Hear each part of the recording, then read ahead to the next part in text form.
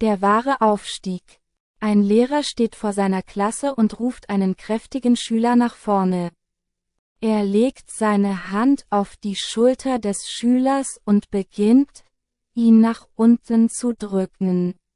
Der Schüler ist stark und versucht, stehen zu bleiben. Doch der Lehrer drückt weiter. Langsam sinkt der Schüler nach unten.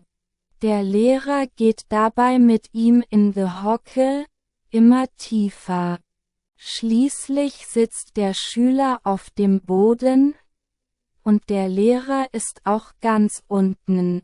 Dann lässt der Lehrer den Schüler los und hilft ihm, wieder aufzustehen.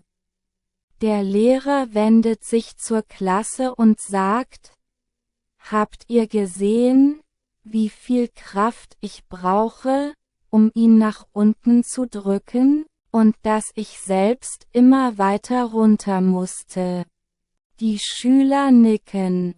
Der Lehrer fährt fort: Merkt euch, wenn wir jemanden im Leben niedermachen wollen, gehen wir selbst mit ihm nach unten. Aber wenn wir jemanden hochheben, steigen wir auch selbst höher. Die Klasse hört aufmerksam zu. Der Lehrer schließt ab: Ein guter Mensch bringt andere nicht zu Fall. Er hilft ihnen hoch und wird selbst größer dabei.